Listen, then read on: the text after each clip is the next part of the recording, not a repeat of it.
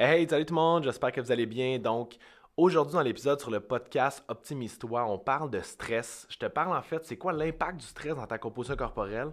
Pourquoi est-ce qu'il y a beaucoup de gens qui ont de la misère à optimiser leur composition quand ils sont stressés? Puis par la suite, je vais t'expliquer comment réussir ton optimisation de la composition corporelle, même si tu es stressé. Donc, je te laisse sur l'intro, puis on commence par la suite.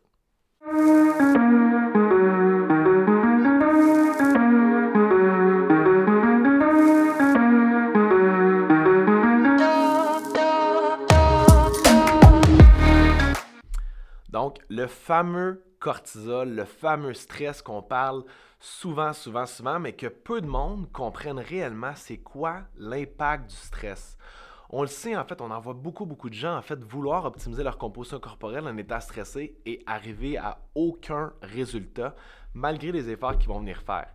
La raison, en fait, c'est pas que le stress fait en sorte que tu n'es jamais capable de perdre du dessus à 10 peu, mais c'est que tu n'as pas la bonne technique ou le bon réflexe pour l'optimiser dans un état de stress.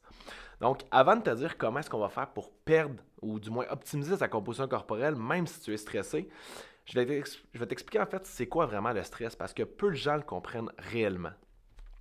Donc, quand on parle de stress, on parle souvent en fait d'anxiété ou de mal de vivre, de dépression, mais en fait, le stress, c'est vraiment pas simplement ça. Il existe en fait trois types de stress. Donc, il y a le stress physique, le stress chimique et le stress psychologique. La plupart du monde, quand on vient le temps de parler de stress, on parle simplement du stress psychologique. Donc, la famille, les amis, le travail, l'argent, bref, tout ce qui va faire en sorte qu'on a un extérieur à nous-mêmes. Puis ça, en fait, c'est seulement théoriquement 33% de notre stress réel. Le stress physique, en fait, ça peut être des blessures que tu vas avoir que tu ne veux juste pas te faire traiter. Tu dis, moi, j'ai mal dans le dos, mais je me fais pas traiter. Mais ça, c'est quand même un stress sur ton corps. Ça peut être en fait trop d'activité physique. Si, exemple, tu t'entraînes vraiment trop et ton corps ne récupère pas, mais ton cortisol va être relâché parce que ton corps veut s'adapter à la situation, donc ça reste un stress aussi. Si tu ne t'entraînes pas du tout, tu es hyper sédentaire, ça reste du stress aussi pour ton corps. Donc ça, c'est un autre 33% du stress. Puis ensuite, ça, le stress chimique, c'est en fait ce qu'on appelle des infections, des troubles digestifs, des choses dans ce style-là.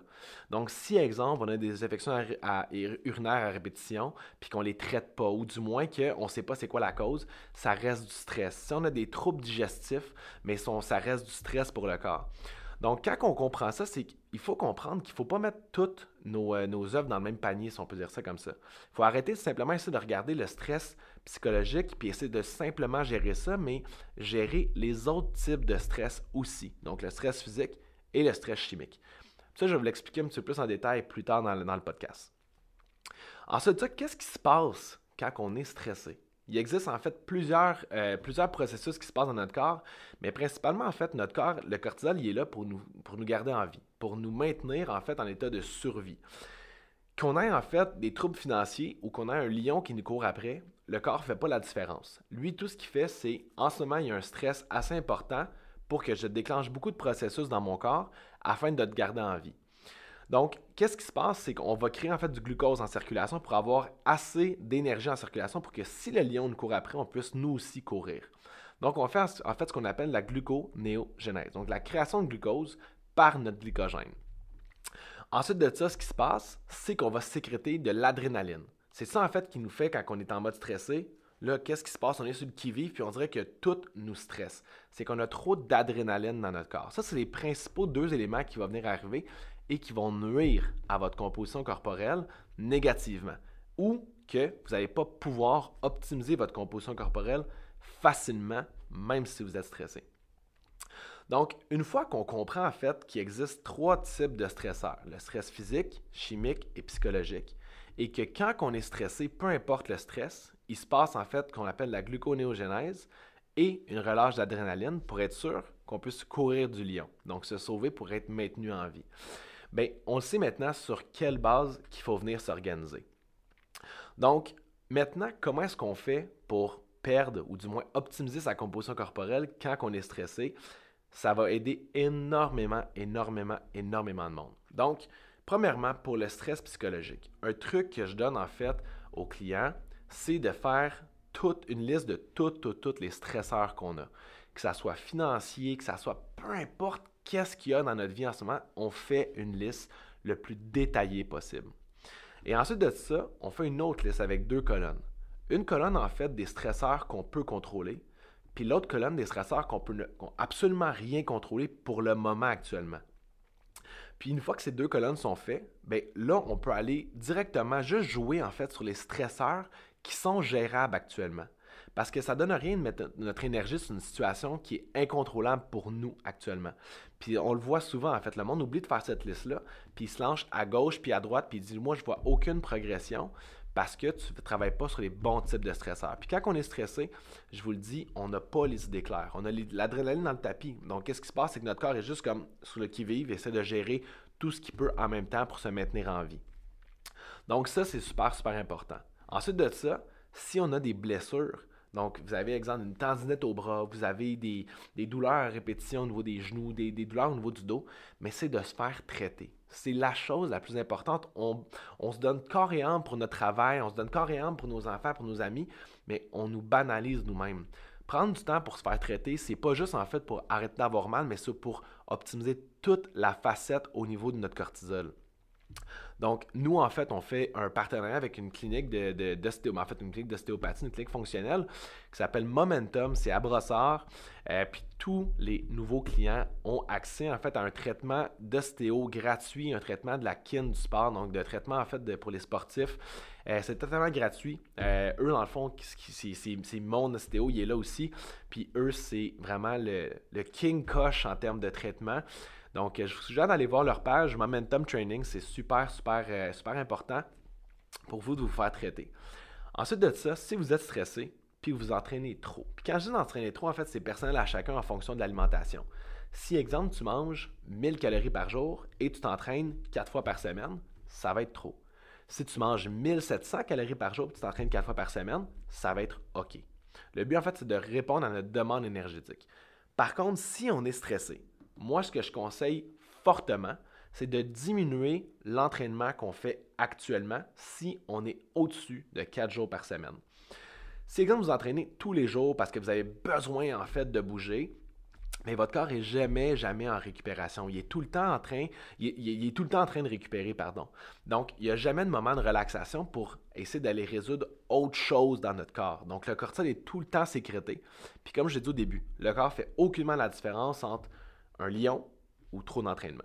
Donc, c'est super important de bien appliquer ça. Donc, moi, je vous suggère en fait, si vous êtes en état de stress, des entraînements plus courts d'environ 30 minutes, 3 à 4 fois par semaine. C'est pas mal ça qui est l'idéal. Ensuite de ça, si vous n'entraînez pas du tout, ce qui est super important à comprendre, c'est que quand vous êtes stressé, votre corps crée de l'adrénaline et crée du glucose. Et ces deux processus-là, en fait, doivent être gérés. Donc, nous, en fait, quand on est stressé, on reste sur notre ordinateur, on travaille, mais on ne dépense pas, en fait, qu'est-ce qu'il y a dans notre corps. Donc, la sédentarité, c'est pratiquement aussi pire que le surentraînement. Donc, moi, ce que je vous conseille, si vous n'aimez pas vous entraîner musculairement, c'est simplement d'aller marcher dehors, bouger dans le bureau. Puis il y a des gens qui disent, ah, mais moi, je peux pas, aller plus souvent aux toilettes. C'est un truc que je donne, mais buvez plus d'eau puis allez plus souvent aux toilettes, ça fait juste des pas. Puis des fois, ces simples petits pas-là, sur une durée plus longue, peuvent faire une énorme différence sur votre stress et votre composition corporelle. Donc, je vous le suggère fortement de faire ça. Ensuite de ça, si jamais, exemple, vous avez des infections urinaires à répétition, un conseil que je vous donne, c'est regarder aussi votre microbiote, votre système digestif dans son ensemble, parce que le corps fonctionne ensemble. Ce n'est pas une machine indépendante. C'est vraiment une grosse synergie de toutes les choses. Donc, ça peut être ça. Si, exemple, vous avez des coupures, puis vous avez des infections aussi souvent où ça guérit mal, ça aussi, c'est le système digestif. Donc, le stress chimique, c'est beaucoup, beaucoup le système digestif dans son ensemble. Donc, travaillez en fait à optimiser votre système digestif, l'absorption que vous faites. Arrêtez de manger des aliments allergènes si vous êtes stressé. Donc, gluten, lactose, soya, ça va être à retirer temporairement pour vraiment essayer d'optimiser votre système digestif, optimiser votre stress chimique pour que votre corps arrête de s'adapter à l'alimentation que vous faites actuellement. Donc ça, en fait, c'est pour les 3 patterns. Puis ça, on pourrait en parler davantage. C'est personnel à chacun et chacune. Puis c'est pour ça que nous, en clinique, on travaille beaucoup, beaucoup là-dessus. C'est comprendre c'est quoi les stresseurs. Parce que quand on est dedans, on a tellement des fois une vision focus. Quand on est l'adrénaline dans le tapis, quand l'adrénaline est haute, notre vision, en fait, se rapetisse, en fait. Puis ça, en fait, c'est pour être focusé sur un point total. Donc, en état de danger de mort, c'est ça qu'on va venir faire. Et maintenant, pour ce qui est de l'alimentation, je vais vous donner un truc qu'il faut absolument que tout le monde retienne quand vous voulez optimiser votre composition corporelle. C'est essayez pas d'être dans le déficit calorique si vous êtes stressé. En fait, pour optimiser sa composition corporelle facilement, bien, il faut que vous donniez à votre corps ce que votre corps a réellement besoin pour que lui vous remercie à sa manière en optimisant votre composition corporelle. Donc, des diètes super agressives, si vous êtes stressé, tout ce que ça va venir faire, c'est vous stresser davantage et ralentir votre système métabolique. Donc, vous allez moins bien filer, vous allez avoir aucune énergie et en plus de ça, vous faites des efforts qui ne payent pas. C'est hyper démotivant. Donc, des fois, quitte à augmenter les calories beaucoup plus que nécessaire et de rectifier à la baisse par la suite pour être certain qu'on aille le sweet spot en termes de calories. L'autre chose super important, les fameux glucides. On en parle souvent, on voit beaucoup de styles alimentaires qui coupent les glucides. Et quand on est stressé, c'est une des pires choses à faire. Parce que comme je vous ai dit au début, qu'est-ce qui se passe quand on est stressé? On crée du glucose. Donc, si exemple vous dites, moi je ne veux pas manger de glucides parce que je ne veux pas prendre du poids, la raison c'est que vous ne voulez pas faire du glucose pour avoir d'insuline pour créer en fait des tissus adipeux. Mais si vous n'en mangez pas, votre corps, lui, va en créer davantage. Donc, on va venir augmenter le cortisol pour créer en fait la gluconéogénèse. Tandis que si, exemple, vous mangez des bons glucides au bon moment, donc moi, en fait, les bons moments pour moi, c'est au dîner et au souper. Le déjeuner, en fait, ça va dépendre de personne à personne. Mais en fait, votre corps va diminuer en fait son cortisol parce qu'il va dire j'ai du glucose en circulation, donc s'il se passe quelque chose, je vais pouvoir utiliser ceci à la place de moi le créer.